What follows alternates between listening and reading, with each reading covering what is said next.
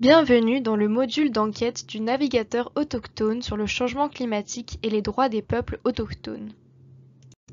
Le changement climatique menace l'exercice d'une série de droits humains pour les peuples autochtones, y compris leurs droits aux terres, aux territoires et aux ressources, à la culture, à la vie, à la santé et à un niveau de vie adéquat.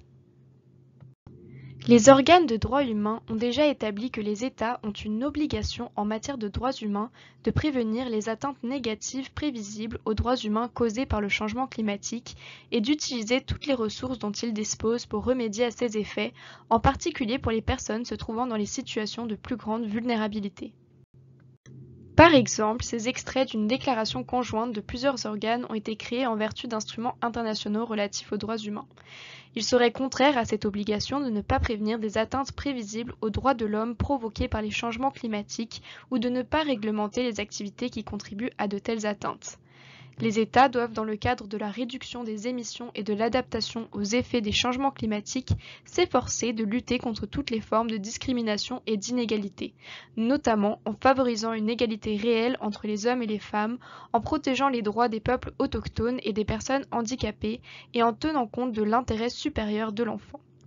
Dans le cadre de l'assistance et de la coopération internationale déployée pour réaliser les droits de l'homme, les États à revenus élevés devraient soutenir les efforts d'adaptation et d'atténuation menés dans les pays en développement, en facilitant le transfert de technologies vertes et en contribuant au financement des mesures d'atténuation des changements climatiques et d'adaptation à ces changements.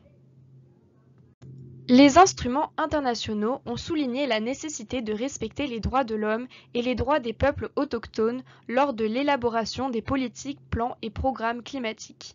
L'accord de Paris définit les points suivants.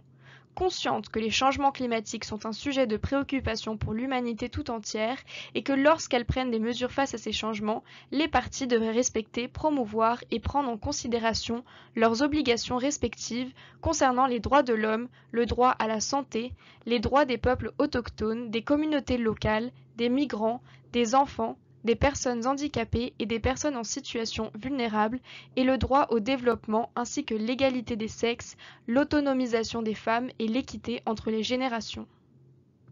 Pour promouvoir une mise en œuvre de ces accords sur le climat davantage fondés sur les droits humains, nous devons non seulement connaître les droits humains auxquels nous avons droit, mais aussi les obligations contraignantes prises par les États dans ces accords sur le climat pour lutter contre le changement climatique.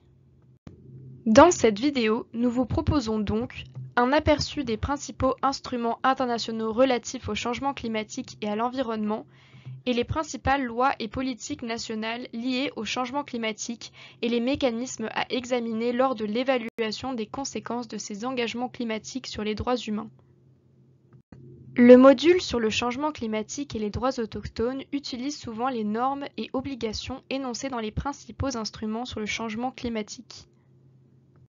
La Convention cadre des Nations Unies sur les changements climatiques et l'Accord de Paris sont les principaux instruments du régime international de lutte contre le changement climatique qui définissent les obligations des États.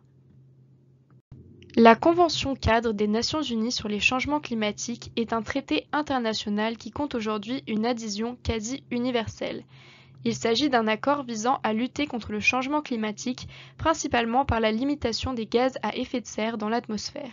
Il est important de noter qu'il confie aux pays industrialisés la responsabilité de montrer la voie en matière de réduction des émissions au sein de leurs États. L'accord de Paris est également appelé Accord de Paris ou Accord de Paris sur le climat. C'est un traité international sur le changement climatique qui relève de la Convention cadre des Nations Unies sur les changements climatiques. Il s'agit d'un traité qui couvre les obligations en matière d'atténuation du changement climatique, d'adaptation et de financement.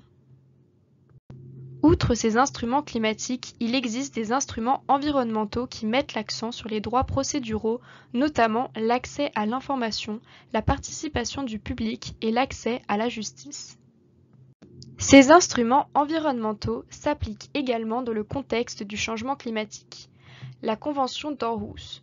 Bien qu'elle soit connue sous le nom de Convention d'Aarhus, il s'agit de la Convention sur l'accès à l'information, la participation du public au processus décisionnel et l'accès à la justice en matière d'environnement de la Commission économique des Nations Unies pour l'Europe. La Convention impose des obligations aux parties qui l'ont ratifiée et à l'Union européenne.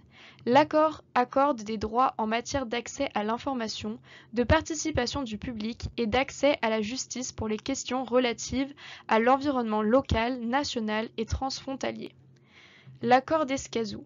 Bien qu'il soit connu sous le nom d'accord d'Escazú, il s'agit de l'accord régional sur l'accès à l'information, la participation publique et l'accès à la justice à propos des questions environnementales en Amérique latine et dans les Caraïbes. Il impose aux parties des pays d'Amérique latine et des Caraïbes des obligations en ce qui concerne les droits d'accès à l'information sur l'environnement, de participation du public à la prise de décision en matière d'environnement, de justice environnementale, et d'environnement sain et durable pour les générations actuelles et futures. Il comprend également des dispositions traitant des droits des défenseurs des droits humains liés à l'environnement ou des défenseurs des droits humains en matière d'environnement. Un autre instrument environnemental important dans le contexte du changement climatique est le suivant.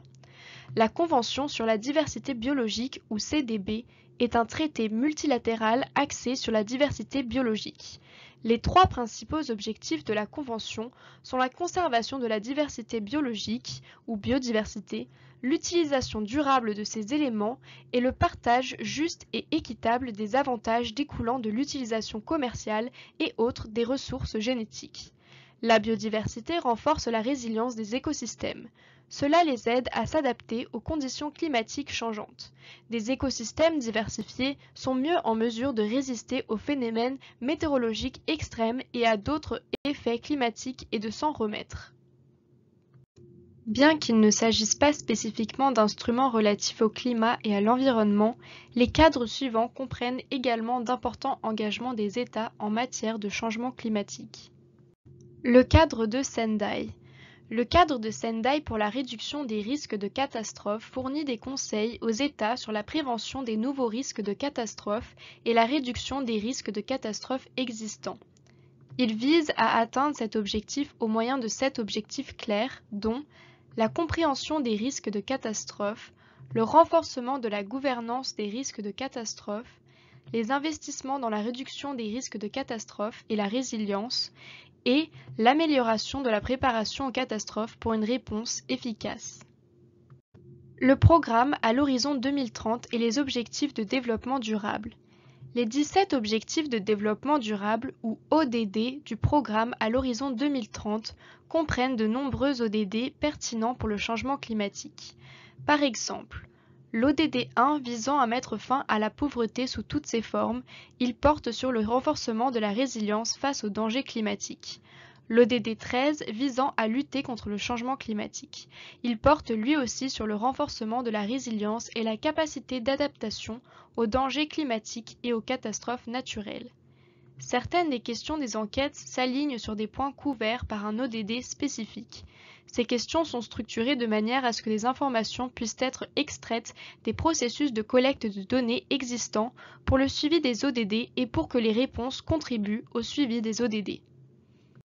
Lois et politiques relatives au changement climatique. Les enquêtes demandent des évaluations fondées sur les droits humains des lois et des politiques relatives au changement climatique. De quoi s'agit-il? Elles comprennent généralement les éléments suivants. Les contributions déterminées au niveau national CDN, les politiques et lois nationales sur le changement climatique, les plans nationaux d'adaptation ou similaires, les politiques de réduction des risques de catastrophes, les politiques de transition vers l'énergie verte, les autres politiques qui traitent spécifiquement du changement climatique. Les contributions déterminées au niveau national CDN sont des engagements volontaires des États qui reflètent leurs efforts pour atteindre les objectifs à long terme de l'accord de Paris, réduire les émissions nationales et s'adapter aux effets du changement climatique. L'accord de Paris exige de chaque partie qu'elle prépare, communique et maintienne les contributions déterminées au niveau national successives qu'elle entend atteindre. Ces CDN sont soumis par les parties à l'accord de Paris tous les 5 ans, montrant une progression et reflétant l'ambition la plus élevée possible. Les politiques et lois nationales en matière de changement climatique font référence à tous les engagements judiciaires ou structurels qu'un pays a pris spécifiques au changement climatique.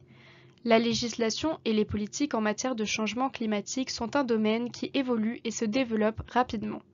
Parmi les exemples, citons la loi autrichienne de 2011 sur la protection du climat et les lois de 2021 sur les changements climatiques de l'Ouganda et des Fidji. Le processus du plan d'adaptation national a été établi dans le cadre du cadre d'adaptation de Cancun. Il a permis aux pays d'élaborer et de mettre en œuvre des plans d'adaptation nationaux afin d'identifier les besoins en matière d'adaptation, d'élaborer et de mettre en œuvre des stratégies et des programmes pour répondre à ces besoins. Les plans d'adaptation nationaux sont regroupés en ligne par le secrétariat de la CCNUCC sur le site web central des plans d'adaptation nationaux. Dans les enquêtes, cette catégorie comprend également le cas où les pays n'ont pas de plan d'adaptation national mais peuvent avoir d'autres politiques d'adaptation au climat. Les politiques de réduction des risques de catastrophe comprennent toutes les politiques qu'un pays peut avoir élaborées et qui visent à anticiper, prévenir et réduire les risques de catastrophe ou les situations d'urgence et mettre en œuvre des mesures de préparation, d'intervention et de rétablissement. Les politiques de transition verte sont des stratégies et des mesures mises en œuvre par les gouvernements pour passer à des économies durables sur le plan environnemental et à faible émission de carbone. Par exemple, le passage à des sources d'énergie renouvelables telles que l'énergie solaire, éolienne et hydroélectrique, et l'abandon des combustibles fossiles. Par exemple, la feuille de route du gaz naturel du Maroc lancée en 2021 et le plan de transition énergétique du Nigeria lancé en 2022. Cette catégorie comprend également les politiques qui visent à faire face aux effets potentiels de cette transition. Par exemple, des politiques sur la formation et l'emploi des travailleurs des industries des combustibles fossiles qui seront les plus touchés par la transition. Cette catégorie devrait inclure les politiques qui sont spécifiquement motivées par les préoccupations relatives au changement climatique, mais qui n'entrent pas dans les catégories ci-dessus. Par exemple, il pourrait s'agir des politiques REDD+, qui examinent la réduction des émissions dues à la déforestation et à la dégradation des forêts dans les pays en développement, de politiques sur le stockage du carbone, de politiques agricoles sensibles au climat, de politiques de transport vertes ou similaires.